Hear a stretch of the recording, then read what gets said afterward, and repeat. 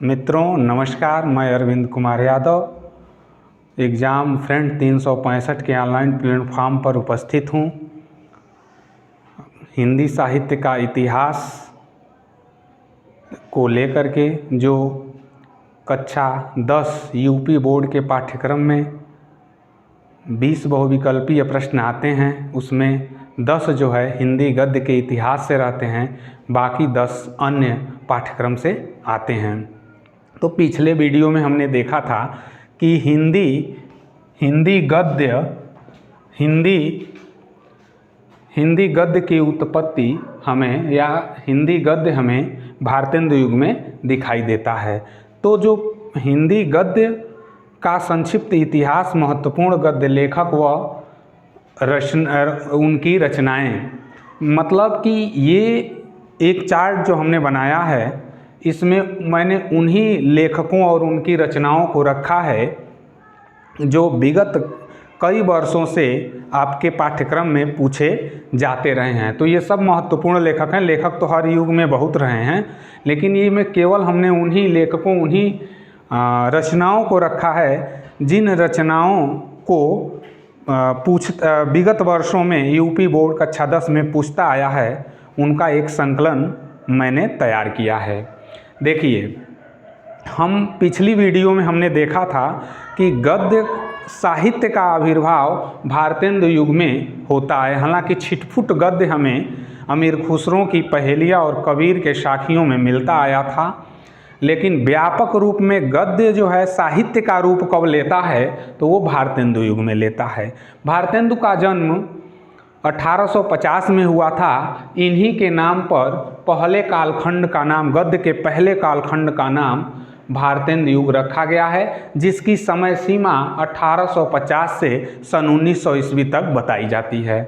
इस भारतेंदु युग में हम देखते हैं कि ये महत्वपूर्ण लेखक हैं। सबसे पहले तो स्वयं भारतेंदु हरिश्चंद्र हैं, उसके बाद दूसरे नंबर के जो गद्य लेखक हैं वो लाला श्रीनिवास हैं, तीसरे नंबर के जो गद्य लेखक हैं वो बालकृष्ण भट्ट हैं, चौथे नंबर के जो गद्य लेखक हैं वो प्रताप नारायण मिश्र हैं, पांचवें बद्री नारायण चौधरी प्रेमघन, ये पूरा इनका नाम है, बद्री नारायण चौधरी प्रेमघन, और उसके बाद राय कृष्णदास। यही 5 या 6, 1 2 3 4 5 6 गद्य लेखक हैं कि जो विगत वर्षों में यूपी बोर्ड कक्षा 10 में ये पूछते आए हैं। प्रश्न मैं चर्चा किया था पिछली वीडियो में कि 3 तरह से इससे प्रश्न बनते हैं।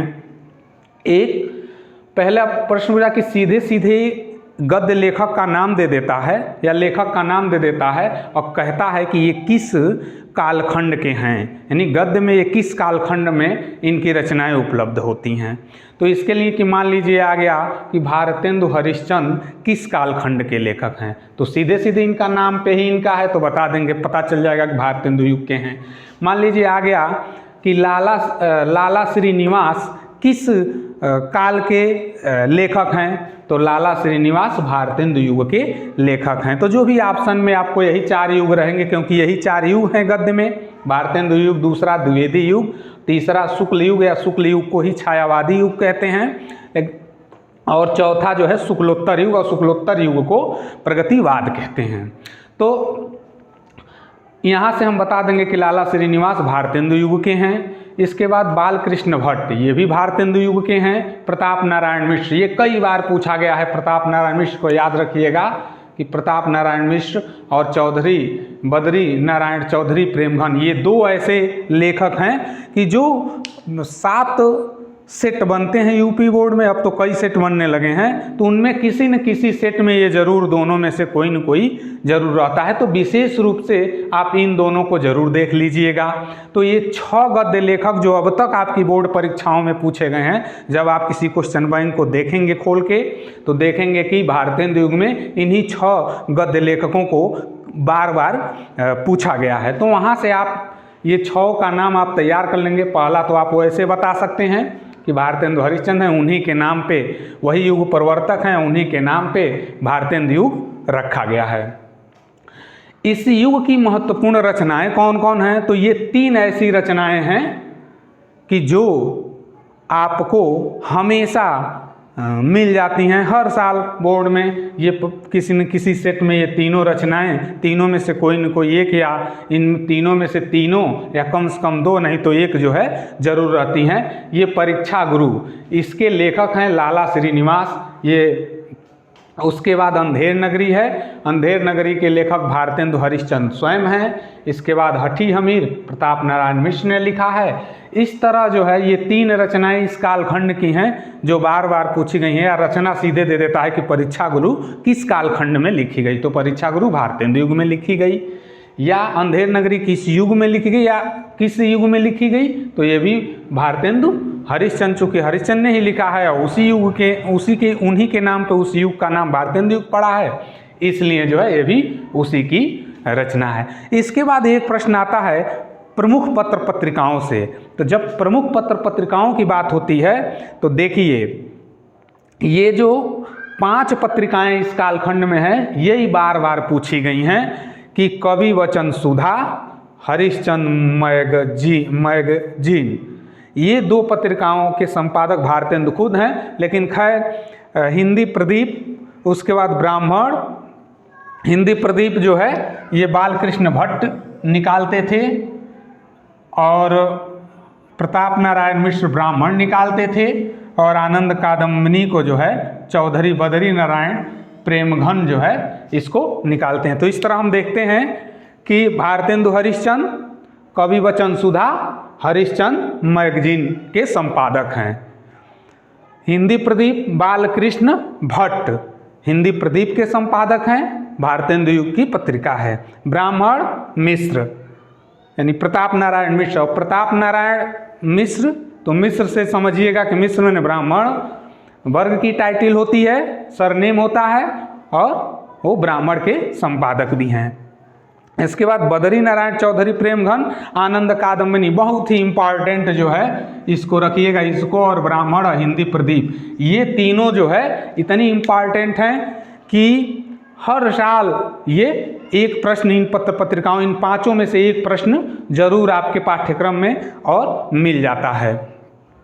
तो इस तरह इस कालखंड को हम जब अध्ययन करते हैं तो हमने शॉर्ट फॉर्म में बना दिया है आपके लिए, ताकि आपके अध्ययन के लिए यह सुविधाजनक रहे कि भारतेंदु युग की समय सीमा 1850 से 1900 ईस्वी तक है। खैर समय सीमा बहुत महत्वपूर्ण नहीं है। हाँ, ये 6 गद्य लेखक हैं जो इस कालखंड में रचनाएं लिखते हैं। पहला मैं नाम फिर से दोबारा रिपीट कर दूं कि भारतेंदु हरिश्चंद्र है, इन्हीं के नाम पर इस युग का नाम भारतेंदु युग पड़ा है। दूसरे बालकृष्ण भट्ट हैं, तीसरे प्रताप नारायण मिश्र हैं, चौथे बद्री नारायण चौधरी प्रेमघन हैं, और 5वें जो हैं ये हैं राय कृष्ण दास हैं। तो ये 1 2 3 4 5 6, ये 6 जो है ये गद्य लेखक इस कालखंड के हो गए।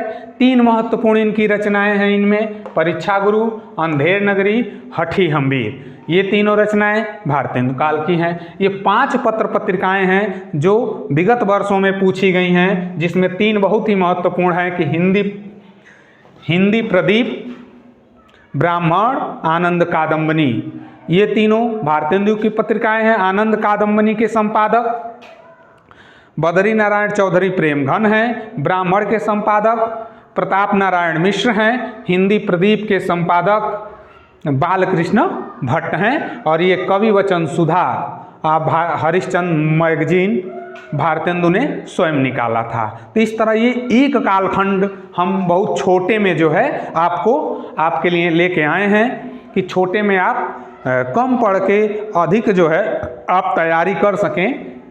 इसके लिए हमने यह जो है 6 गद्य लेखक भारतेंदु युग के जो विगत परीक्षाओं में पूछे गए हैं, 3 इस काल की महत्वपूर्ण रचनाएं जो कई बार पूछी गई हैं। 5 पत्र पत्रिकाओं में ये 3 पत्र पत्रिकाएं, एक कवि वचन सुधा कई बार पूछी गई हैं, क्योंकि हरिश्चंद्र मैगजीन जब भी पूछेगा तो आप जान जाएंगे हरिश्चंद्र है, तो भारतेंदु हरिश्चंद्र ने इसका संपादन किया और युग जो है इन्हीं के नाम पे पड़ा। तो यह गद्य का पहला कालखंड है। भारतेंदु का एक लेखन मंडल था, वो लेखन मंडल में तमाम ये गद्य लेखक थे, ये रचनाएं जो है लिखते थे।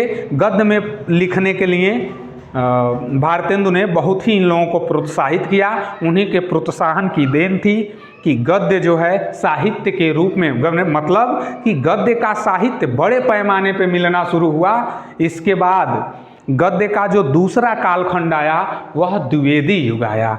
और द्विवेदी युग में ध्यान रखिएगा कि दो द्विवेदी हैं, एक महावीर प्रसाद द्विवेदी हैं जो इन्हीं के नाम पर इस युग का नाम द्विवेदी युग पड़ा। इसमें गद्य जो है, कह लीजिए कि गद्य का जो साहित्य है यह द्विवेदी युग में आके बहुत ही प्रौढ़ हुआ, मतलब गद्य अपने युवावस्था को प्राप्त किया, मतलब गद्य खूब विकसित हुआ। और उसकी देन, जैसे भारतेंदु ने जो गद्य की शुरुआत की, कहिए कि उसको विस्तार दिया, उसका विस्तार रूप दिया महावीर प्रसाद द्विवेदी ने।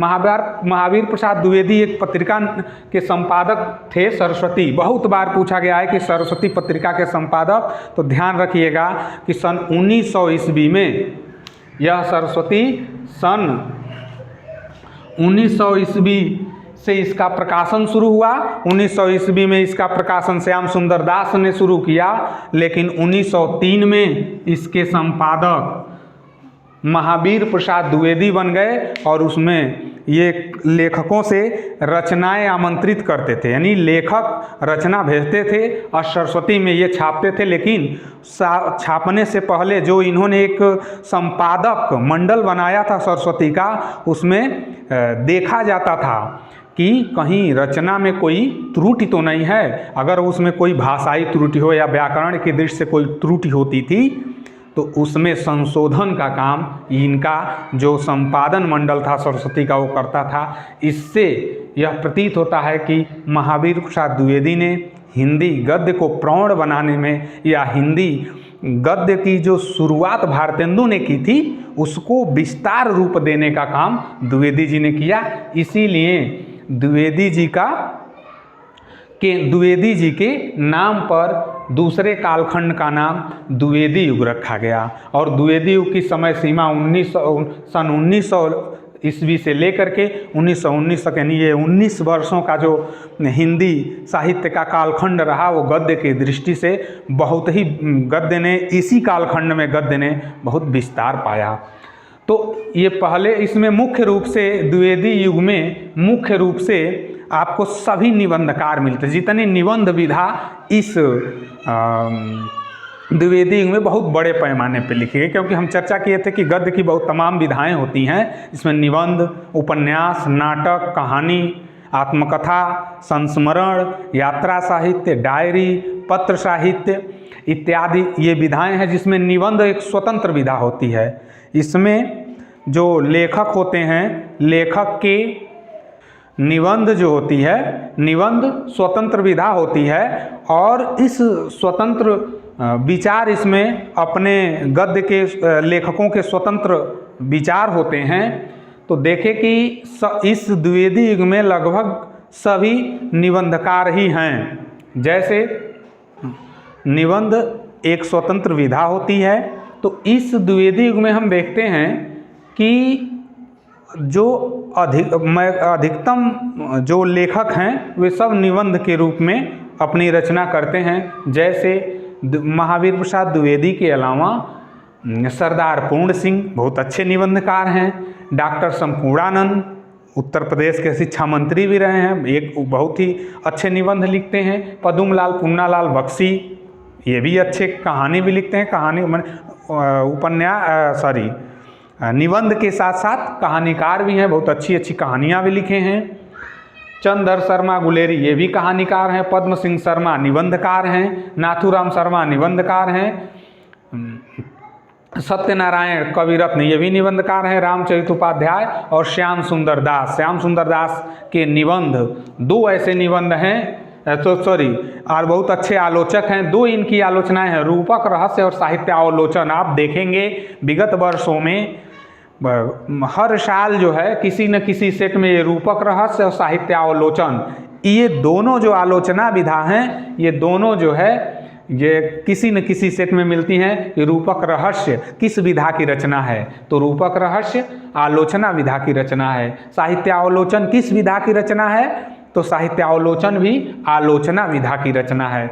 और आलोचना का मतलब होता है कि किसी भी रचना के गुण और दोष का व्यापक विवेचन करते हुए किसी एक पक्ष में खड़े हो जाना। यानी अगर हम जैसे दो पक्ष हो सकते हैं, एक बुरा पक्ष होता है, एक अच्छा पक्ष होता है, तो हम अच्छे पक्ष को भी देखें और बुरे पक्ष को भी देखें और फिर अंतिम रूप में हम किस पक्ष के साथ सहमत हो जाएं, या तो अच्छे पक्ष के साथ सहमत हो जाएं या तो बुरे पक्ष के साथ सहमत हो जाएं।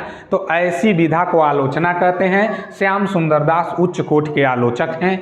दो इनकी महत्वपूर्ण आलोचनाएं हैं जो कई बार, आलोचना तो इन्होंने बहुत लिखा है, लेकिन ये दो रचनाएं रूपक रहस्य जब आप उठा के देखेंगे क्वेश्चन बैंक को, तो उसमें आप देखेंगे कि ये कई वर्षों में पूछा गया है। रूपक रहस्य और साहित्यावलोचन तो बहुत ही इम्पॉर्टेंट रचना है कि जो हर किसी न किसी सेट में रहती ही रहती है।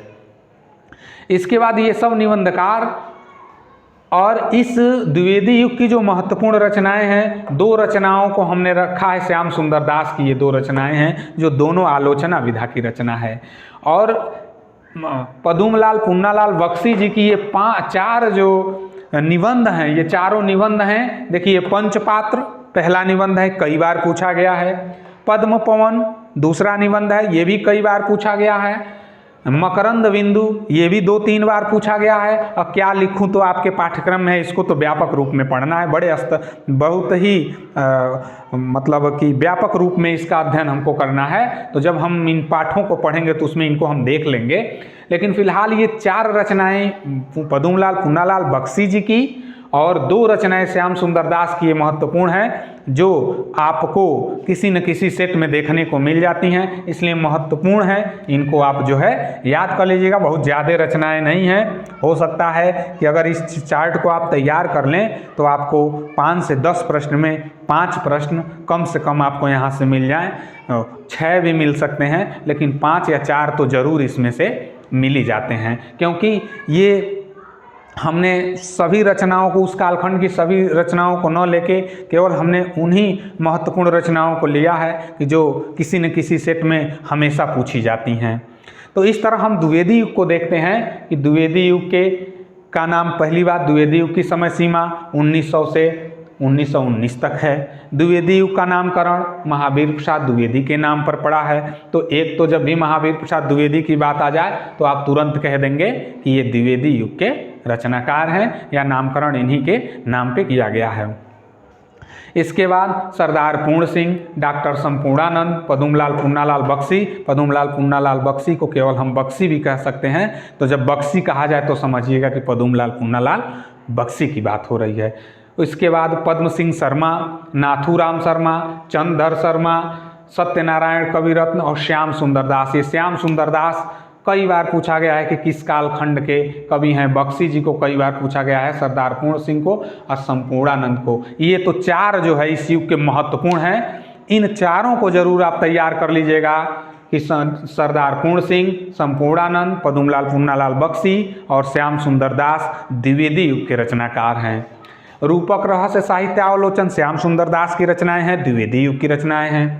पंचपात्र, पद्म पवन, मकरंद बिंदु और क्या लिखूं बख्शी ने लिखा है। बख्शी मतलब पदुमलाल पुन्नालाल बख्शी, द्विवेदी युग की ये भी रचनाएं हैं। इस युग की महत्वपूर्ण पत्रिका सरस्वती है। इस सरस्वती के अलावा इंदु, सुधा, मर्यादा और ये जागरण, ये 4 और पत्रिकाएं, यही 5 पत्रिकाएं इस कालखंड की हैं जो पूछी गई हैं। इसमें सरस्वती के बारे में एक कन्फ्यूजन होता है या एक समस्या ये आती है कि ध्यान दीजिएगा कि जब सरस्वती की बात आती है तो सरस्वती का संपादन सन 1900 ईस्वी में शुरू हुआ था, लेकिन पहले उसके जो संपादक थे यही श्याम सुंदर दास ने सरस्वती का संपादन किया।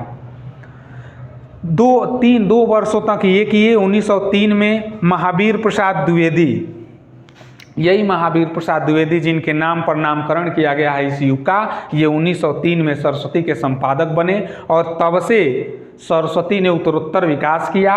और उस समय यदि सरस्वती में किसी लेखक की रचना अगर छप जाती थी तो वो अपने आप को बहुत ही भाग्यशाली समझता था, क्योंकि द्विवेदी जी की एक खासियत थी कि वे भाषा में गड़बड़ी, यानी भाषा में अगर व्याकरण रूप से कोई त्रुटि है तो उस रचना को वापस कर देते थे। इसलिए उस समय गिनी चुनी रचनाएं ही सरस्वती में छपती थीं और जिनकी रचना छप जाती थी वो अपने को एक बड़ा लेखक समझने लगता था या वह स्वतः बड़ा लेखक हो जाता था। तो ध्यान रखिएगा कि अगर आता है कि सरस्वती पत्रिका का संपादन किसने किया तो महावीर प्रसाद द्विवेदी किए, लेकिन आ जाएगा कि इसके महावीर प्रसाद द्विवेदी से पहले संपादन कौन करते थे तो श्याम सुंदर दास करते थे। श्याम सुंदर दास 2 वर्षों तक संपादन किया, सन 1900 से 1902 तक, 3 में ये संपादन हुआ। तो सरस्वती पत्रिका निकलती कब से है तो सन 1900 से निकलती है। ये भ्रम न रखिएगा कि जब से द्विवेदी जी संपादन किए तभी से निकलती है। सरस्वती पत्रिका निकलती है सन 1900 ईस्वी से। हाँ, द्विवेदी जी संपादन करते हैं 1903 ईस्वी से, एक चीज़। दूसरी चीज़ कन्फ्यूजन होता है कि शुक्ल युग के इसके बाद जो शुक्ल युग आया, शुक्ल युग में एक हैं हजारी प्रसाद द्विवेदी, यही है हजारी प्रसाद द्विवेदी।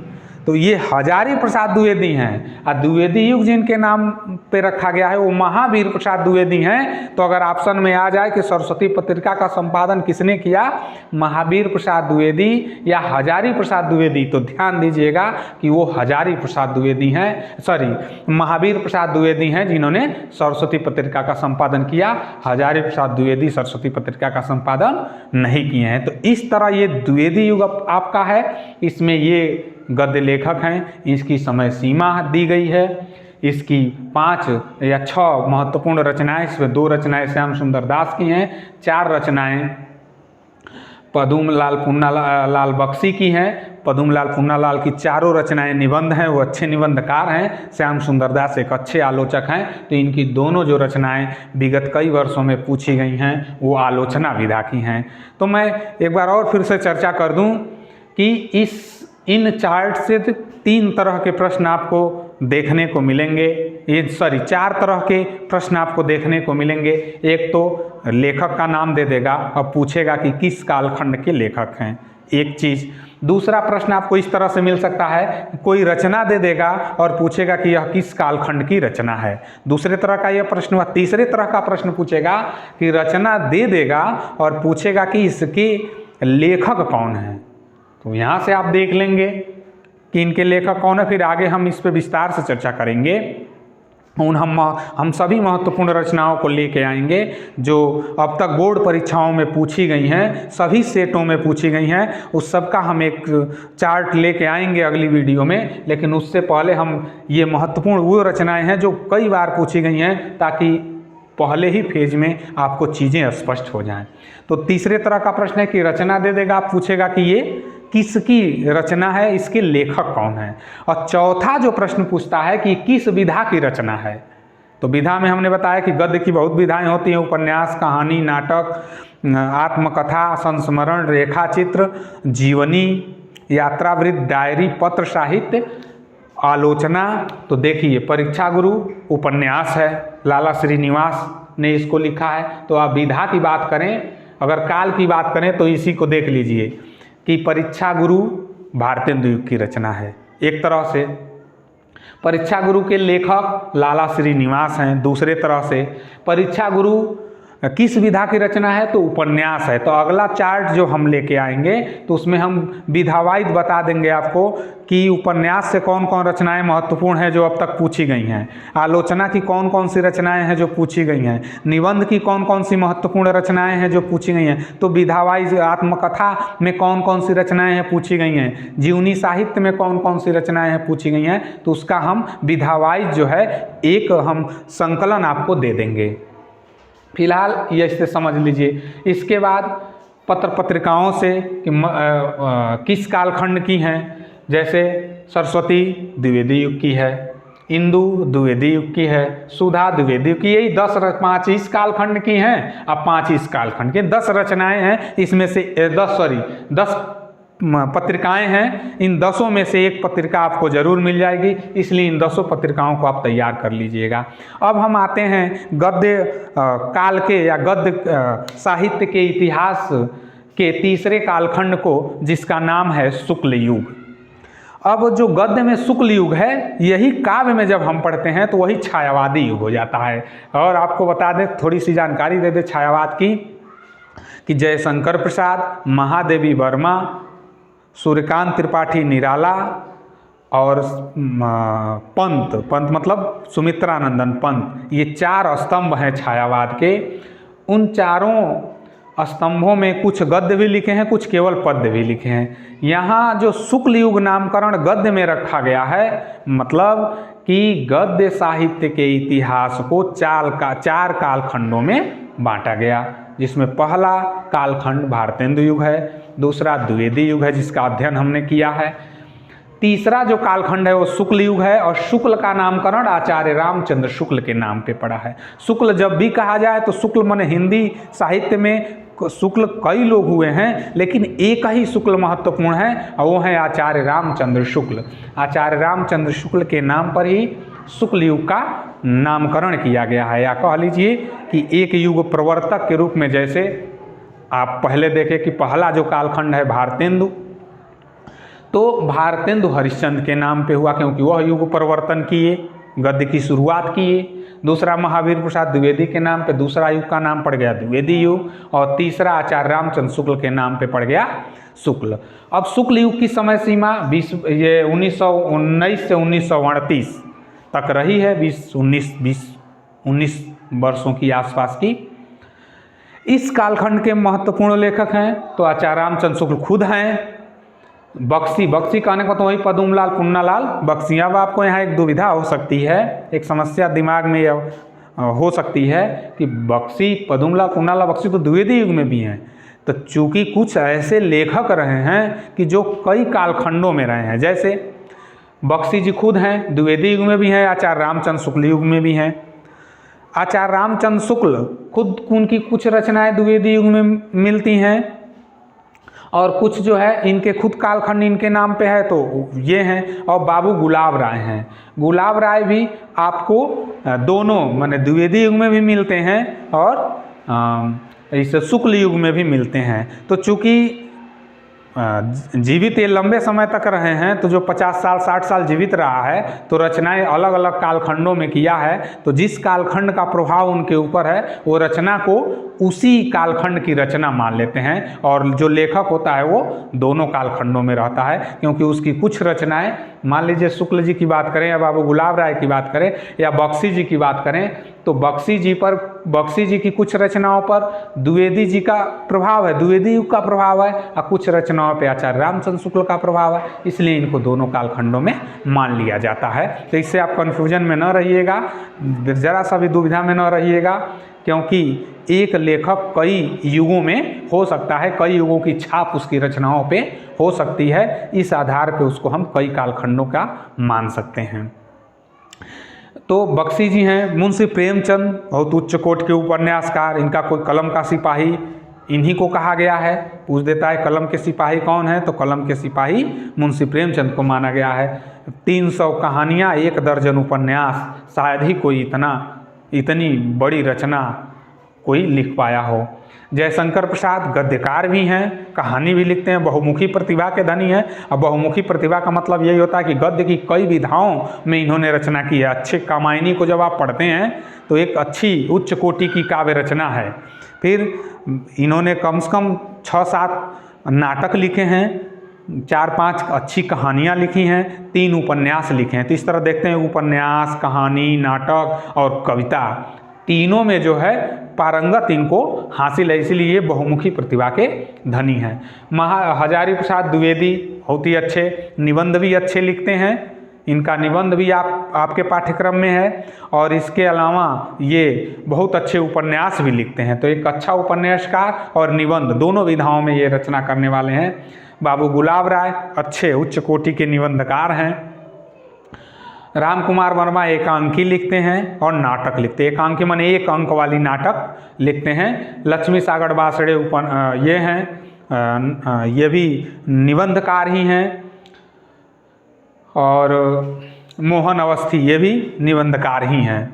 तो इस तरह हम देखते हैं कि इस शुक्ल युग के जो गद्य लेखकों में आचार्य रामचंद्र शुक्ल स्वयं हैं एक, बख्शी यानी पद्मलाल पुन्नालाल बख्शी 2, प्रेमचंद 3, जयशंकर प्रसाद 4, हजारी प्रसाद द्विवेदी 5, गुलाब राय 6, महादेवी वर्मा 7, राम कुमार वर्मा 8, लक्ष्मी सागर बासड़े 9, मोहन अवस्थी 10। ये 10 जो है गद्य लेखक हैं जो अब तक पूछे गए हैं यूपी बोर्ड कक्षा 10 के हिंदी के पाठ्यक्रम में। तो ये 10 को जो है ध्यान रखिएगा कि ये शुक्ल युग के हैं। इस युग की जो महत्वपूर्ण रचनाएं हैं उन रचनाओं की अगर हम बात करें तो यहाँ से हम समझने की कोशिश करेंगे कि चिंतामणि और विचार वीथी ये शुक्ल जी की रचनाएं हैं। चिंतामणि और विचार वीथी ये दोनों निबंध हैं शुक्ल जी के। तो अगर पूछ दे कि कई बार पूछा है कि चिंतामणि किस विधा की रचना है, तो चिंतामणि वो निबंध विधा की रचना है। विचार वीथी किस विधा की रचना है, तो विचार वीथी निबंध विधा की रचना है। या चिंतामणि और विचार वीथी के लेखक कौन है, तो आचार्य रामचंद्र शुक्ल हैं। रस मीमांसा और त्रिवेणी ये दोनों आलोचनाएं हैं। पूछ दे कि रस मीमांसा किस विधा की रचना है, तो रस मीमांसा आलोचना विधा की रचना है। त्रिवेणी किस विधा की रचना है, आलोचना विधा की रचना है। और रस मीमांसा और त्रिवेणी दोनों के लेखक कौन है, तो आचार्य रामचंद्र शुक्ल हैं। एक ही कहानी आचार्य रामचंद्र शुक्ल, इसीलिए जब कहानी देखी जाती है तो एक कभी कभी इसको पूछा है कि 11 वर्ष का समय किसने लिखा है, तो आचार्य रामचंद्र शुक्ल ने लिखा है। किस विधा की रचना है, तो कहानी है। तो शुक्ल जी की 3 ही चीज़ें पूछा है। 2 निबंध पूछे हैं, चिंतामणि और विचार वीथी, 2 आलोचनाएं हैं, रस मीमांसा और त्रिवेणी, और 1 कहानी है 11 वर्ष का समय। तो ये 5 रचनाएं शुक्ल जी की हैं जो कईयों बार पूछी गई हैं। विशेष रूप से इसको तैयार कर लीजिएगा। इसके बाद जयशंकर प्रसाद की बात करें तो जयशंकर प्रसाद की ये रचना है आकाशदीप, इंद्रजाल और पुरस्कार। ये 3 कहानियां हैं। ये 3 कहानियां कई बार पूछी गई हैं। याद रखिएगा कि आकाशदीप, इंद्रजाल और पुरस्कार के लेखक कौन हैं, तो जयशंकर प्रसाद हैं। ये आकाशदीप किस विधा की रचना है, कहानी की। इंद्रजाल किस विधा की रचना है, कहानी है। पुरस्कार किस विधा की रचना है, कहानी है। और ये तीनों रचनाएं किस युग की हैं, तो आचार्य शुक्ल युग की हैं। क्योंकि जयशंकर प्रसाद शुक्ल युग के लेखक हैं, इसलिए उनकी रचना भी शुक्ल युग की हो गई। और विधा की बात करें तो कहानी हो गई, और लेखक की बात करें तो लेखक जयशंकर प्रसाद हो गए। और कंकाल, तितली, इरावती, कंकाल, तितली दूसरा और इरावती, ये 3 उपन्यास हैं इनके। किनके उपन्यास हैं ये, जयशंकर प्रसाद के। यानी पूछ दे कि कंकाल के लेखक कौन है, जयशंकर प्रसाद। तितली के लेखक कौन है, जयशंकर प्रसाद। इरावती के लेखक कौन है, जयशंकर प्रसाद। ये कंकाल किस विधा की रचना है, उपन्यास। तितली किस विधा की रचना है, उपन्यास। इरावती किस विधा की रचना है, उपन्यास। लेकिन इरावती पूरा नहीं कर पाए, बीच में ही मर गए। जैसे मुंशी प्रेमचंद जब उपन्यास लिख रहे थे तो मंगलसूत्र उनका आखिरी उपन्यास था, और मंगलसूत्र अधूरा ही था, बीच में उनकी पूरा नहीं लिख पाए थे, बीच में ही मृत्यु हो गई। और अंतिम उपन्यास उनका गोदान है। तो गोदान उनका अंतिम उपन्यास है, वो पूर्ण उपन्यास है। लेकिन मंगलसूत्र अंतिम में लिख रहे थे, लेकिन पूरा नहीं किए, पूरा उनके बच्चे अमृत राय किए। अभी आगे हम अगले कालखंड में अमृत राय के बारे में भी पढ़ेंगे। तो ये मुख्य रूप से इसको याद रखिएगा कि जो अब तक पूछे गए हैं परीक्षाओं में जयशंकर प्रसाद की रचनाओं में, तो यही 3 कहानियाँ पूछी गई हैं, 3 उपन्यास पूछे गए हैं, और ये नाटक हैं जो पूछे गए हैं चंद्रगुप्त। ध्यान रखिएगा कि ये ऐतिहासिक उपन्यासकार हैं। इनके सभी उपन्यासों में नाटककार हैं। इनके सभी नाटकों में इतिहास के दर्शन आपको मिलेंगे। जैसे चंद्रगुप्त एक राजा रहे हैं, उन पे इन्होंने लिखा। ध्रुवस्वामिनी चंद्रगुप्त की पत्नी हैं, उनके नाम पे ध्रुवस्वामिनी नाटक है। एक घूंट अजातशत्रु, ये भी एक इतिहास में राजा रहे हैं। ये नाटक हैं। ये 4 नाटक इनके अब तक परीक्षा में पूछे गए हैं। और एक महाकाव्य पूछा गया, एक जो कामायनी है, कामायनी जो है ये पूछा गया है, ये किस विधा की रचना है। तो कामायनी को याद रखिएगा कि महाकाव्य है, यानी कविता है। और इसके कवि कौन है, तो कवि, अब ध्यान रखिएगा, चूँकि कविता लिखने वाला कवि होता है, गद्य लिखने वाला लेखक कहलाता है। और रचयिता ऐसा शब्द है कि जो कवि और लेखक दोनों के लिए प्रयोग में लाया जाता है। तो कामायनी के रचयिता कहें तो जयशंकर प्रसाद हैं। अब कह देंगे कामायनी के लेखक तो गड़बड़ हो जाएगा, क्योंकि कामायनी काव्य है, और काव्य लिखने वाला कवि होता है तो कामायनी के कवि जयशंकर प्रसाद हैं। लेकिन वही कह दे चंद्रगुप्त के लेखक कौन है तो सही है, लेकिन कह दे चंद्रगुप्त के कवि कौन है तो गलत हो जाए, क्योंकि चंद्रगुप्त नाटक गद्य विधा है और गद्य लिखने वाला लेखक होता है। और हम रचयिता कह सकते हैं कि चंद्रगुप्त के रचयिता जयशंकर प्रसाद हैं। तो जयशंकर प्रसाद के 3 कहानी, 3 उपन्यास, 4 नाटक और 1 काव्य, ये कई बार परीक्षा में पूछा गया है, इसलिए हमने एक संकलन यहाँ आपको दे दिया है। आप यहाँ से तैयार कर लेंगे, अच्छे अंक मिलेंगे। इसके बाद जो चौथा कालखंड आता है वो चौथा कालखंड है शुक्लोत्तर युग, यानी शुक्ल जी के बाद का युग। शुक्ल जी के बाद का युग कहें मतलब जब शुक्ल युग खत्म हुआ तो शुक्ल जी के बाद कोई पर्टिकुलर विशेष रूप से कोई ऐसा व्यक्ति नहीं हुआ जिसके नाम पे शुक्लोत्तर युग का नाम रखे, क्योंकि विगत 3 कालों को या पूर्व के जो 3 कालखंड हैं वो किसी न किसी युग प्रवर्तक, किसी महान लेखक के नाम पे रखा गया है। लेकिन शुक्ल जी के बाद सीधे सीधे शुक्ल उत्तर कह दिया गया, यानी शुक्ल जी के बाद का जो समय है, यानी 1938 के बाद अब तक का जो गद्य काल का समय है, उसमें लगभग गद्य की सभी विधाओं में अब साहित्य लिखा जाने लगा है। इसके पहले देखते हैं कि निबंध विशेष रूप से लिखे गए, फिर देखते हैं कि उपन्यास और कहानी नाटक बढ़े, लेकिन इसमें नई नई विधाएं आ गई। यानी शुक्ल जी के बाद का जो समय आया उसमें नई नई विधाओं में आपको देखेंगे आत्मकथा मिलेगी लिखने के लिए, देखने के लिए संस्मरण मिलेंगे, जीवनी साहित्य मिलेगा, एकांकी मिलनी शुरू होती है। तो जो शुक्लोत्तर युग का समय है 1938 के बाद, काव्य में इसको प्रगतिवाद के नाम से भी जाना जाता है। इस कालखंड के लेखकों में महत्वपूर्ण हैं अमृत राय, प्रेमचंद के पुत्र हैं। रामविलास शर्मा अच्छे आलोचक हैं, निबंधकार भी हैं और जीवनी भी अच्छी लिखते हैं। राजेंद्र प्रसाद जो भारत के राष्ट्रपति हैं, भारतीय संस्कृति एक पाठ है जो आपके पाठ्यक्रम में है, उसको पढ़ेंगे तो उस समय राजेंद्र जी के बारे में उनका जीवन परिचय भी हम पढ़ेंगे। पांडे बेचन शर्मा उग्र, बहुत ही अच्छी आत्मकथा है, अपनी खबर, कभी समय मिले तो उसको पढ़िएगा। इनका पूरा नाम है पांडे बेचन शर्मा उग्र। इसके बाद हरिवंश राय बच्चन जो अमिताभ बच्चन जी के पिताजी हैं, बहुत अच्छे कवि, मधुशाला बहुत ही अच्छी उनकी कविता है। उसके अलावा एक इनकी ऐसी रचना है क्या भूलूं क्या याद करूं, जो कई बार पूछी गई हैं। तो यहाँ ध्यान देंगे इस कालखंड के 5 महत्वपूर्ण जो गद्य लेखक हैं उनका नाम मैं फिर से गिना दूं कि अमृत राय जो शुक्लोत्तर युग के हैं, पूछ देगा कि अमृत राय किस कालखंड के लेखक हैं, तो अमृत राय शुक्लोत्तर युग के गद्य लेखक हैं। रामविलास शर्मा किस युग के गद्य लेखक हैं, शुक्लोत्तर युग के हैं। राजेंद्र प्रसाद शुक्लोत्तर युग के हैं। पांडे बेचन शर्मा युग शुक्लोत्तर युग के हैं। हरिवंश राय बच्चन शुक्लोत्तर युग के हैं। तो ये 5 गद्य लेखक जो शुक्लोत्तर युग में है, 5 ही हैं तो बहुत, लेकिन 5 ही को पूछा गया है कई बार, तो इन 5 को आप तैयार कर लेंगे। इसके बाद कलम का सिपाही और निराला की साहित्य साधना, ये दोनों जीवनियाँ हैं, माने जीवनी साहित्य है। और कलम का सिपाही मुंशी प्रेमचंद के ऊपर लिखा गया है, किसने लिखा है, तो अमृत राय जो उनके पुत्र हैं मुंशी प्रेमचंद के, उन्होंने कलम का सिपाही उसमें प्रेमचंद के जीवन संघर्षों को दिखाया है। और जीवनी विधा की बात करें तो जीवनी विधा होती क्या है, तो जब कोई लेखक किसी दूसरे बड़े व्यक्ति या बड़े महापुरुष के बारे में लिखता है, उसके पूरे जीवन की गाथा को लेखनीबद्ध करता है, तो ऐसी रचना जीवनी कहलाती है। और वही अगर आत्मकथा की बात करें तो जब लेखक स्वयं अपने बारे में और अपने जीवन की महत्वपूर्ण घटनाओं को लिखता है, मतलब अपने जीवन की महत्वपूर्ण घटनाओं को जब वो लिपिबद्ध करता है स्वयं की घटना को, तो वो आत्मकथा हो जाती है। वही लेखक अगर दूसरे किसी व्यक्ति के जीवन की घटनाओं को लिपिबद्ध करता है तो वो जीवनी हो जाती है। जीवनी और आत्मकथा में अंतर होता है। आत्म माने खुद की कथा, माने अपने जीवन के खट्टे मीठे सुख और दुख से जुड़े हुए घटनाओं, एक व्यक्ति के जीवन में बहुत सारी घटनाएं घटती हैं।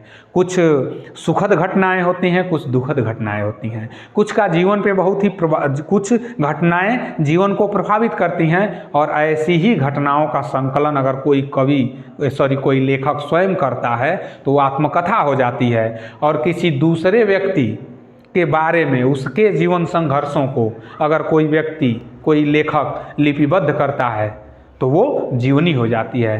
तो चूंकि अमृत राय मुंशी प्रेमचंद के पुत्र हैं और कलम का सिपाही उनकी जीवनी, उनके बारे में उन्होंने लिखा है, तो इसलिए जीवनी हो जाती है। निराला की साहित्य साधना ये डॉक्टर रामविलास शर्मा ने लिखा है।